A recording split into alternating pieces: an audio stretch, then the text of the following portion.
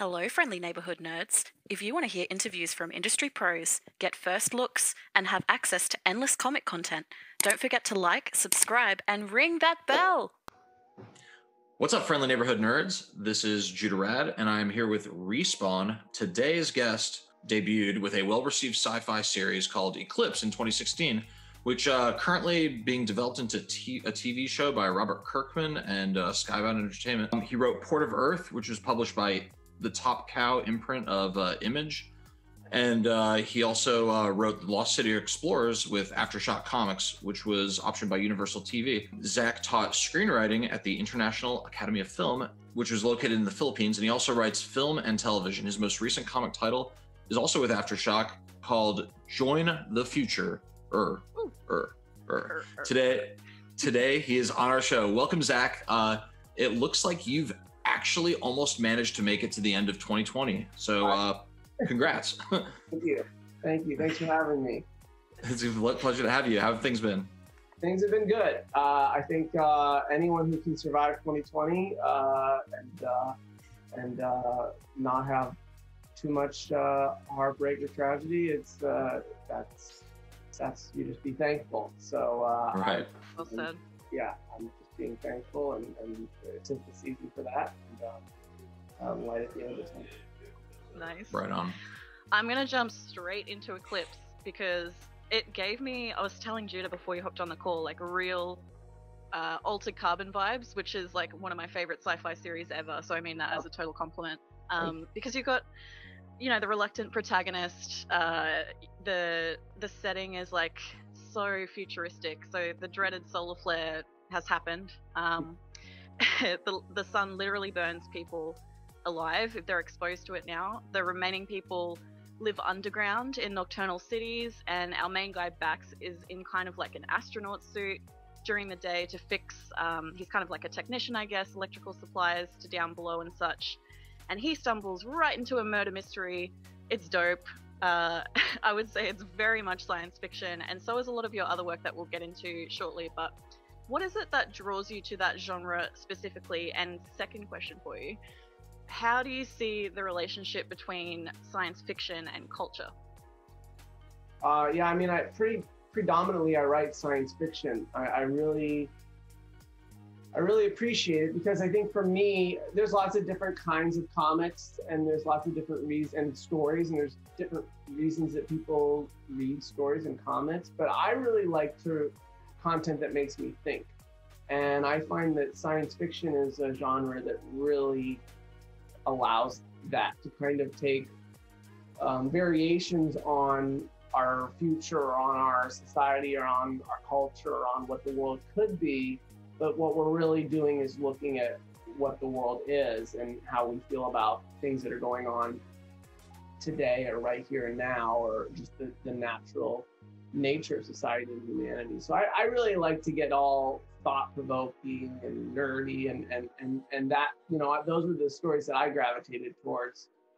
So that's, and it's interesting you bring up Altered Carbon. I mean, they're both kind of hard-boiled detective stories. I mean, Eclipse draws a lot from film noir. In fact, when we first pitched it, it was an inverse film noir, where instead of everything being, hidden in the shadows, everything is being hidden in extreme light, and everything is flipped in terms of light and shadow and day and night. But I think that film noir was another genre that lent itself towards critique of society. So I gravitate, and something I didn't realize until I'm 4 series in now to making comics is that I really like the man against the system, or the man against, or the woman against the girl, against society. Like someone finding their place in all of this, and like, where do I fit in? What is my purpose, or how do I take a stand, or do I not take a stand? So I think that's something that I end up keep coming back to for some reason. Cool. That's cool. So how do you think culture and science fiction, basically it's like us making sense of culture, and like, is that how you interpret it, how you interpret science fiction?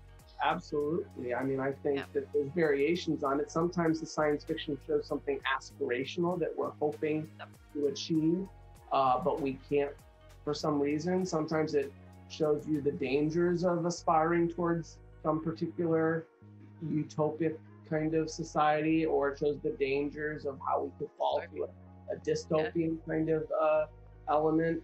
I think, you know, whenever I conceive of a science fiction premise, whether it's Eclipse or Port of Earth or any of them, once you have that concept in the world, it is really asking, what is the story saying, you know? And I think whether you have the germination of that at the beginning and you develop it by the end or whatever way, I think that's a really important facet. You know, Eclipse, it was such a dark premise. Sunlight is going to burn people alive. You can't go literally dark. Yeah. Sunlight is deadly. It's just all these dead bodies, and we're just going to keep trying to kill the protagonists with sun. And then there's a murder mystery, and there's a killer out there, and there's a conspiracy, and we can't even trust the leaders of the city, and everything's so bleak. So what's the moral? And at the end of the day, the moral was actually, you know, to stand up for what you believe in and to not disconnect from society. I mean, the hero Bax is learning to have a redemption story of connecting. You know, he's had tremendous lost his family. So he's connecting to this girl, Cielo. He's connecting to the city again and kind of finding purpose. So it's actually, with great tragedy, you know, that can be our best moments to stand up and 100%. believe in. And for anyone curious too, like the similarities don't just end at like the genres that Zack's using. Like Altered Carbon's protagonist is an ex-soldier, and in Bax's case, he's an ex-firefighter, which is like just as honorable a profession. So it's interesting to see the parallels. And if you're reading issue by issue like I was on Kindle, there's some really good explanation at the end of each issue around like designing the sun as a antagonist or a weapon, and the use of like mirrors and windows, and it's really cool to look at. So I enjoyed it a lot. Giovanni Timpano was the artist. It was both our first time world building and creating our own comic, and we really, you know, had a lot of fun sharing that process more than normal with everybody, and just telling everybody, you know, it's like creative. Yeah, I love it. So Port of Earth, jumping to your next series, tells the story of for anyone that hasn't read it, an alien alliance called the Consortium that has come to Earth with a business proposition of opening Earth as a spaceport for our customers to use, and they receive advanced technology upgrades in exchange. But when rogue aliens break the port restrictions, the terms of the deal begin to change, and soon it's up to Earth security agents to send them back to the Port of Earth.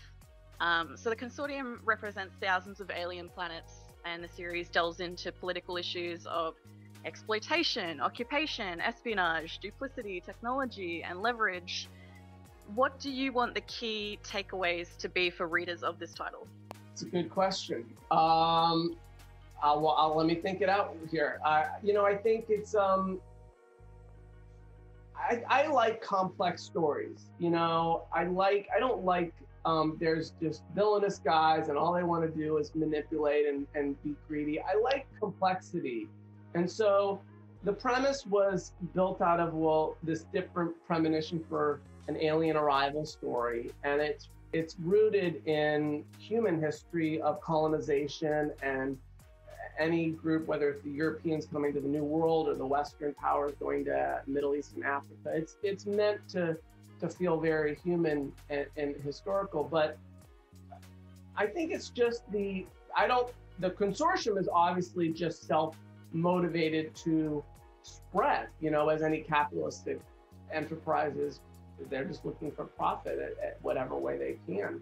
I think the humanity finds itself torn between the pragmatist approach, which is let's find the best way to work through this troubled situation, and let's just hate on this situation and be upset about it. And I think both are flawed, and I think that ultimately the point is that if humanity is ever to deal with such global issues as aliens or all the other global issues we face, perhaps pandemics or climate change, all the things, I think it requires both. You know, you have to be pragmatic at times and compromise, but actually, you know, the story starts following the two agents who are just kind of trying to find their way through it all. But actually, the whole Earth Security Agency is itself kind of a bit of a character, and the leader, Rutgers, who gets featured in the third arc, you know, he's the pragmatist who's trying to compromise between making sure everything works. And I think that that's a dangerous platform. I think that ultimately, the best thing that we can do is speak truth to power, to, you know, speak out for what we think is immoral, and sometimes trying to just get through a situation. You don't need to respond immediately with aggression or violence, but I think that it's important to say when something is not right or something is. So I think that somewhere in all of that is some sort of how humanity should perhaps you know, get in touch with our moral side and connect to one another rather than be too pragmatic or too aggressive. Nice. What's that quote, Judah? Evil things happen because good men stand by and do nothing. Is that how it goes? Right. Yeah. Evil flourishes. Yeah, you got it right. That was it. That's a good message. Yeah. Nice. Cool. So that's actually the one. Everything, all three of my series, amazingly enough, have been optioned when they came out. But Port of Earth is the one that is furthest enough along. That is actually also with Kirkman and Skybound, and that is at Amazon, where they're writing a pilot and getting very close. So we'll see what 2021 holds. But that's it's pretty far along. So I don't like to count any chickens before they're hatched, but that's very close to becoming a show. So we'll see. Cool. Wow. I look forward to seeing these chickens hatch. Let me ask you this. Port of Earth sort of had me wondering about what the comic book industry would look like if extraterrestrials were involved. Are they not? So what do you want to see in the future of the comic book industry? It's going through a lot of shit. And I don't think that change is bad, but I think that we're going to lose a lot of things that are really important in comics. I mean, just this year, I think we've lost half of our comic shops. And I think that's very important. I'm all for having those shops find new life and new fans. And I don't think that there's some shops that are only Marvel and DC, and there are some shops that are geared only towards collectors. And I like that new shops have found a way to connect to new fans and new audiences that like reading creator-owned, not just Image, but Aftershock and Vault and TKO and all these new exciting publishers. And I think we're going to lose that. And I would like to see, you know, if there's a way for online, digital, technological ways for shops to maintain their communities, that would be really nice. I mean, the mailing, being able to mail books is a nice thing for shops to develop that skill set, but it does take away the personal connection. So I don't know. I'm not opposed to digital. You know, I like digital comics, but I don't know that I have a hope. You know, what do I want to see? I like the trends that we're seeing in terms of the creators. I think that more and more diverse creators are doing books. I think that we're in a renaissance of comics. I mean, there's some really interesting stuff being done, not just at the creator-owned, even the big two, I think, are starting to see some interesting stuff. So I just want to continue to see more diverse, more interesting, more risk-taking, and hopefully keep our communities, our comic community. It's interesting because I know this is a tumultuous time for the business and the industry, but it's actually, like, in my opinion, one of the best times ever regarding the creativity and stories. the stories. Yep. So that That had happened. I mean, that was going on before the pandemic, and it will continue after the pandemic. And so you can't. The trend. I don't know what. I think that distribution and publishing has opened up in a way that you have. I mean, there have always been publishers that come and go, but the number of small press publishers that are being able to stay in business and put out solid books, and I mean, Vault, Aftershock, these are places that are putting out image level numbers. You know, some books are coming out at 20,000 issues for a number one. So clearly there's a tremendous appetite. These publishers are 5 years old. They're only I was just going to say the same thing. Aftershock launched in 2015, and I've yet to find a title from them I dislike.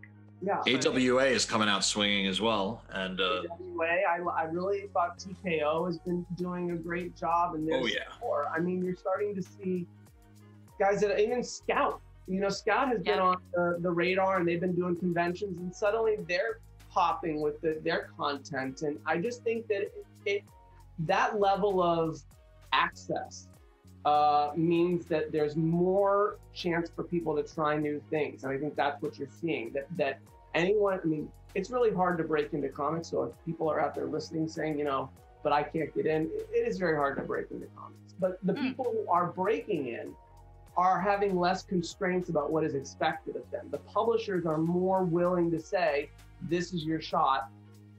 What do you want to do? And they'll take more risks. Yeah. They'll take more risks. Yeah, at least creatively.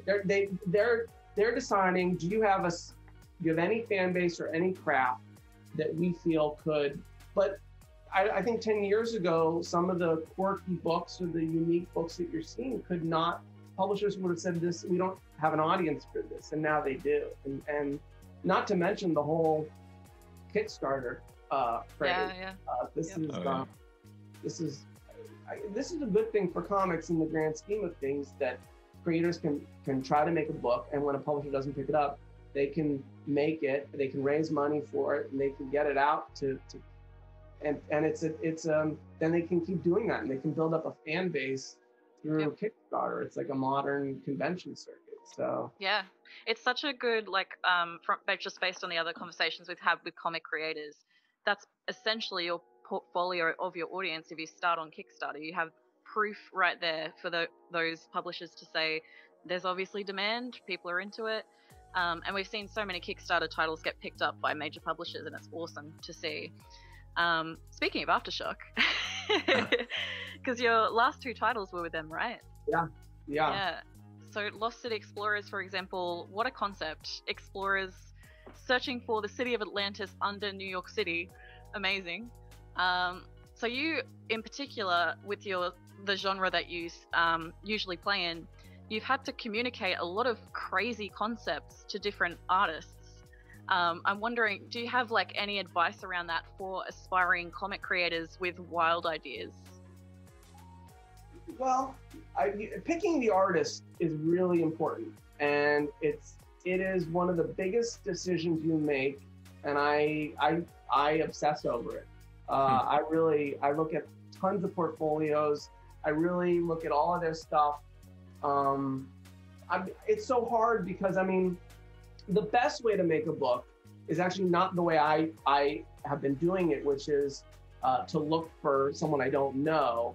I think some of the best books have come from writers and artists who actually meet at conventions or develop relationships and become friendly, and then they say, let's do this book together, because they know each other right off the bat. But if you do have to find a new artist that you don't know and you're pairing up, I think the more you can provide, the better. I try to always tell the artists, you know, I'm gonna give you as much as possible, and I make mood boards. I have visual references. You know, here's what I think this building might look like. Here's what I think here's what the ESA might look like, and here's the architecture. And here's I spend hours on Pinterest and Google Images, just dragging images to say here's the aesthetic, here's the vibe, here's what I think the armor might look like, and the guns and all this stuff. Just to add to that too, I remember reading in one of your Eclipse excerpts that you found a fashion designer that did post-apocalyptic style stuff that you sent across for like the fashion design aspect too, which was really cool. I did, yeah.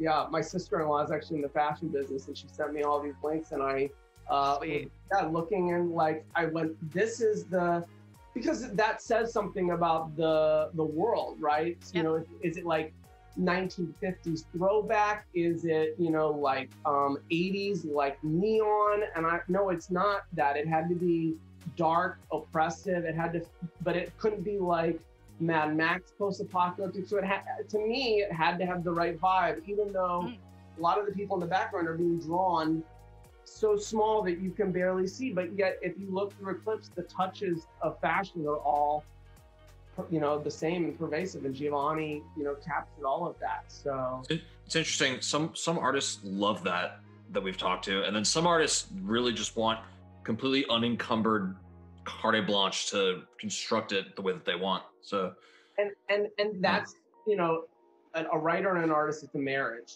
and it's important that you have the same connective kind of tissue. And I think it's fine for an artist to say, I have this idea. I think it's important for artists and writers to argue out, and say, well, what about this? And I love when an artist says, well, I think it could be this, and you talk about it and you go, yeah, that's awesome. That works. That's an amazing concept. Let's do that instead. But that's the only way. If you just do the first thing that comes to mind and you don't challenge each other, I mean, they say that about all creativity. If you just go with the first idea for a scene, or the first idea for a character, or the first idea for a panel, and you never think about it and explore what else it could be, you're never going to get to the best result. So I have a lot of admiration for creators when they talk about throwing out pages and doing something differently, or it took a couple variations or drafts to get to this amazing concept that you see. I think that's important. I think that the collaboration of exchanging ideas, I mean, so much so that I've told my artists, you know, if you come to a scene and you think something doesn't ring true, let me know. I'm not guaranteeing I'm going to rewrite it, but I want to hear, you know, hey, I think this moment falls flat, you know, and it's like, oh, okay, let me look at that. So I just think that the more you input and exchange of ideas you can have, the better. But that's my style, right? So there are other artists and writers who will, like, the writer will write the script, they'll never talk to the artist, they'll just go boom, and they'll still make gold. So it's just about finding the right exchange and the right partnership. Yeah, makes sense. That brings to mind another example. Everyone should read Eclipse for starters, because it's excellent. But there is a panel in there that you both discuss where it's like from the perspective of the like pothole that they're escaping into, and so you sort of see up from the manhole, and the two characters are like escaping down into the manhole.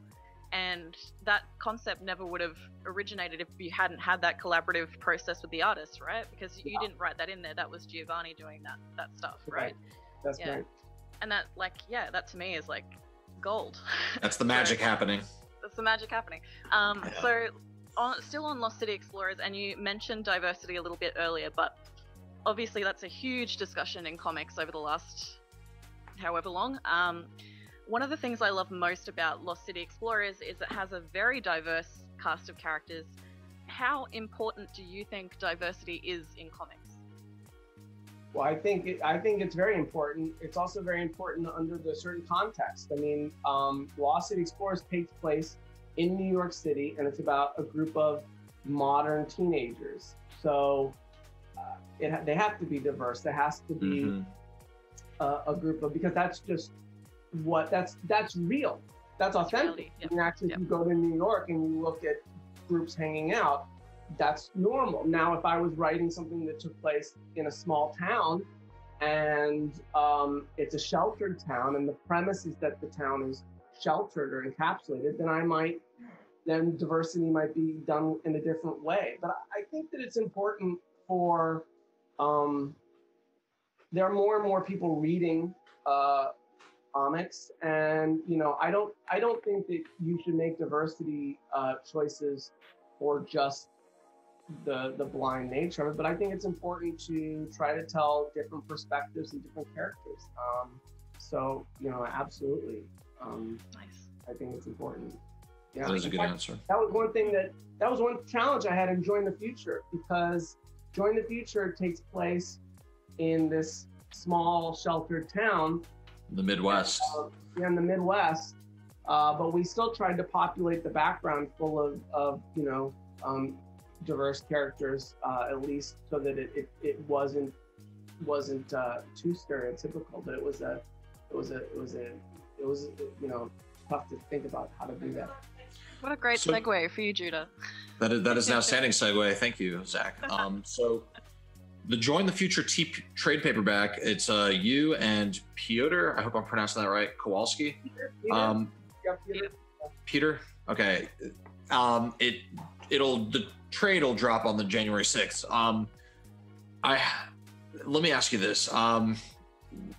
What's so bad about the City of the Future? Because it seems awesome to me. And what is up with Clem's father? Like, is he in the right to resist something like this that offers people healthcare and basic income and all these amazing, people can, it really seems like that's the utopia that we want. What's wrong with him? Why is he resisting it? And do you think... Sign me up. I'm all for universal basic income. I'm all for universal healthcare.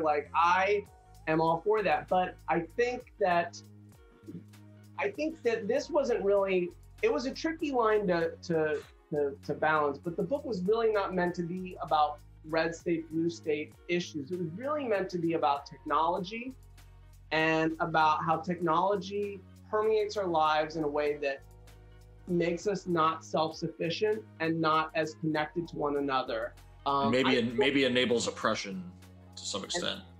Perhaps, but I grew up in a small town in the Midwest in the 80s, and it was cornfields and neighborhood kids running around, and it was very Spielbergian and idealistic. And now we all have iPads in front of us, and we all have things taken. Right now we're in a pandemic, so our groceries are being delivered, but our groceries were being delivered before the pandemic in some cases. And I just think that it's just kind of saying, if you want that life, that's great, but there are some things that are being lost.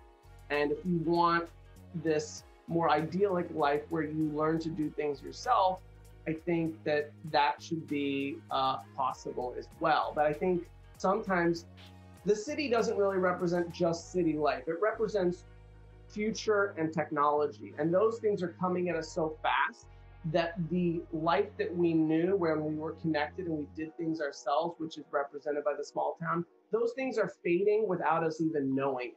And so it's just to say, if you want that future, that's great, but you should have a choice. And the real conflict in Join the Future is that this small town wants to maintain their independence and their self-sufficiency, and they're being pushed to become futuristic and to join technological advancement, and they don't want to, and they shouldn't have to if they don't want to. And the dad is, trying to hold on. And in that way, it's built like a classic Western where the railroad is coming through or the cattle farmer is coming through in this small frontier community where they did things themselves, where they have a happy life. They want to maintain that. And civilization is saying, we're coming through and you can't. That there are 50 Westerns based on that premise. And so this was that, but with technology. Yeah. I could hear that. Oh no. Sorry, go ahead. Oh no, mine was a silly comment. I was going to say the whole time I could hear that.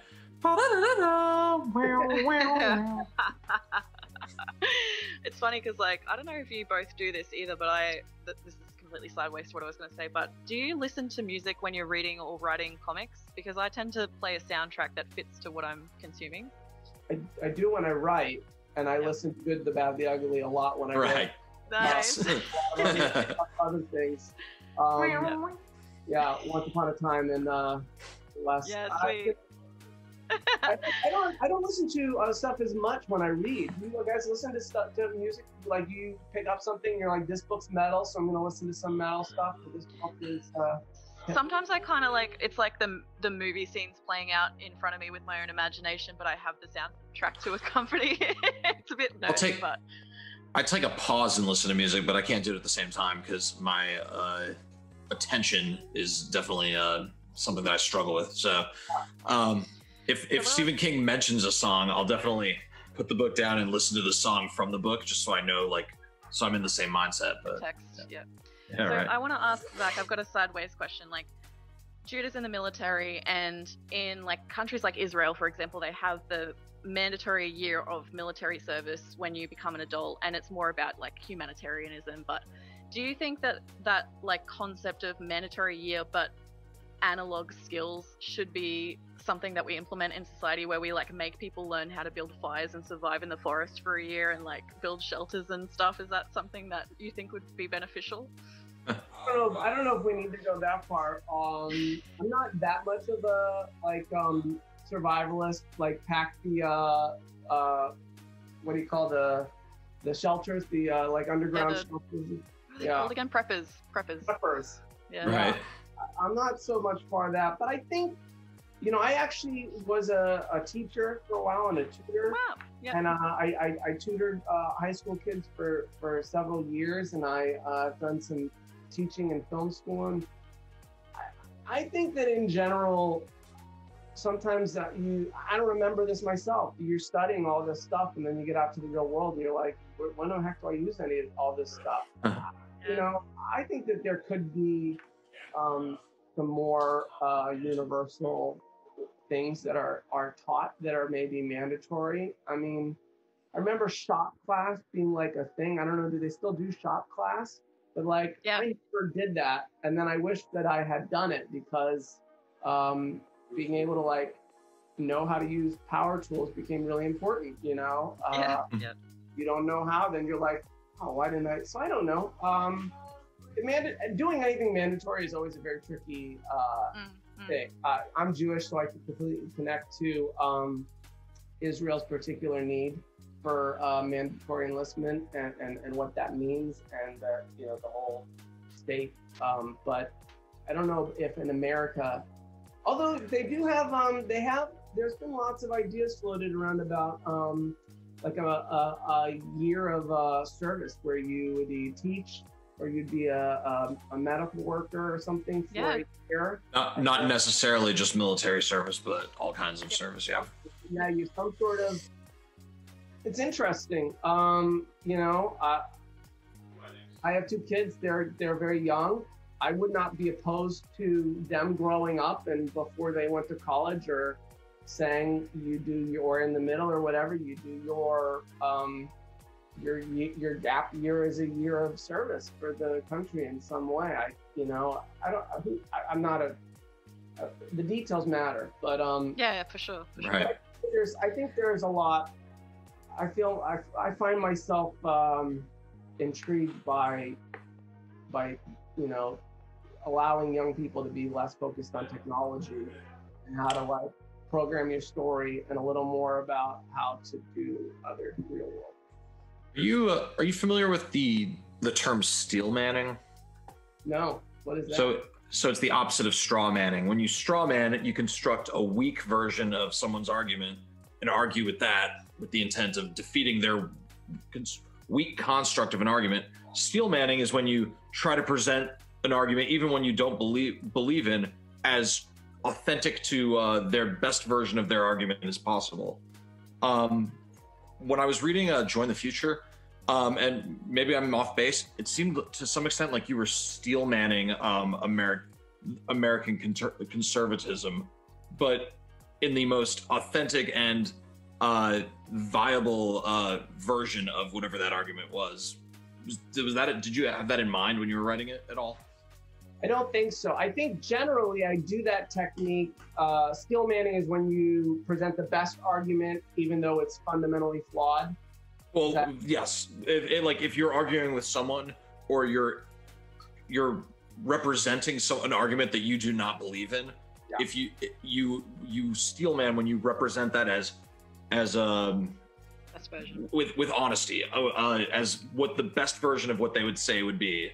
Well, in general, I think whenever I'm writing antagonists or communities or whatever, I try to make whoever's making the case a really authentic case. You know, I did that in Port of Earth, where Rutgers is the head of the ESA, but he's making a damn good argument for the purpose of the ESA, even though deep down you feel like, yeah, but there's something missing because you're still lying about things. So you are making a good argument, but this doesn't work for me. And then in the new arc of Port of Earth, there's an alien PR spin doctor who's saying, here, you're so lucky that we came to help you, because had we not come to help you, you wouldn't have been connected. We're giving you opportunity. This is the same argument that Europeans made to, Native Americans during the right.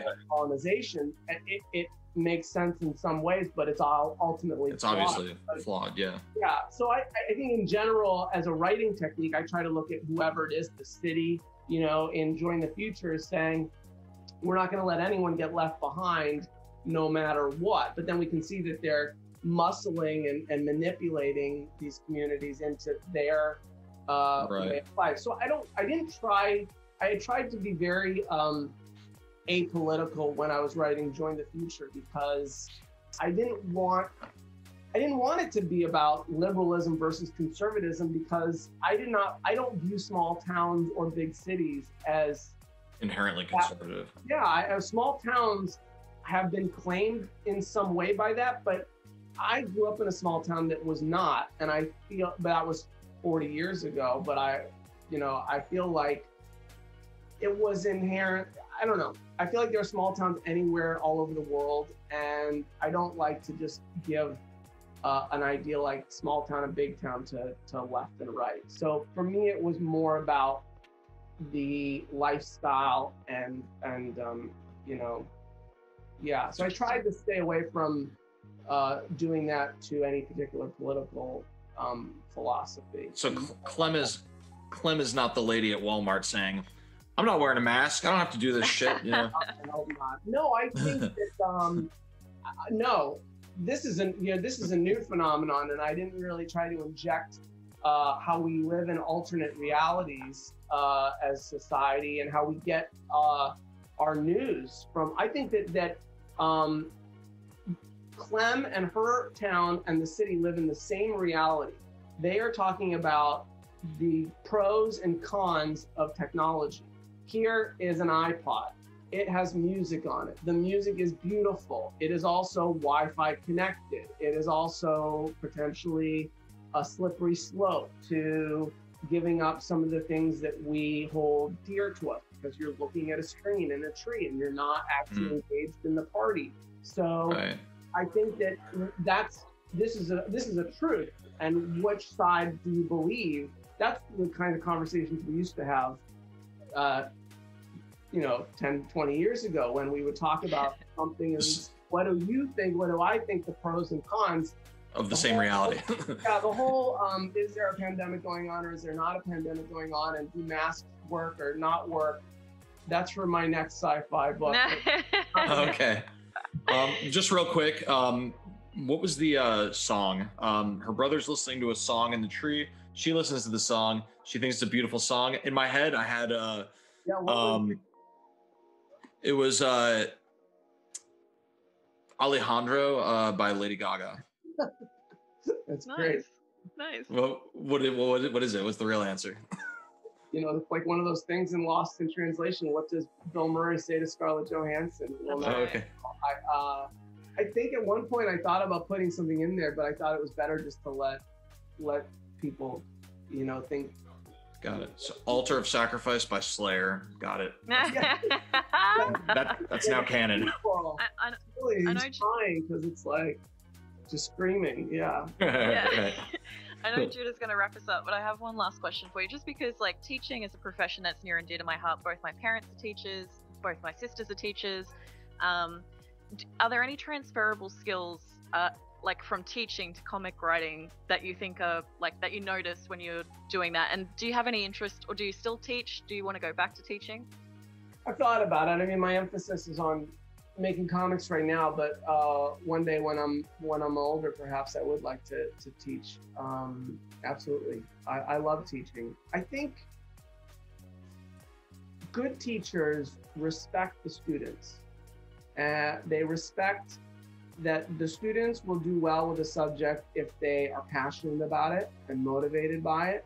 And the students will do well with a subject if they are given the freedom to explore the subject the way they want to. And I think the same is true for storytellers, that if you say, I'm going to respect your passion for this, what you got from the cover, from the blurb, I'm going to respect your passion, so I'm not going to over deliver to you or over explain to you. I'm going to let you explore the story. I'm going to let things unfold naturally and organically. And I think whenever you have something feels overwritten or over-explained or doesn't feel organic, it's ultimately because the writer thought that the reader wouldn't get it. And the writer added more lines or added a more explanation or sped up the story or packed in something else. And the readers can feel that in the story. And I think that's the greatest challenge and aspiration for writers. Once you learn all the other parts, to at every moment trust that the reader can get it, and to let the reader do the work. Good advice. Good advice. Awesome answer. Cool. Thank you, Zach. Yeah, well, nailed it. Heck yeah. Nailed it. Nailed it. Mic drop. Cool. So, ladies, gentlemen, and NBs, that's a wrap.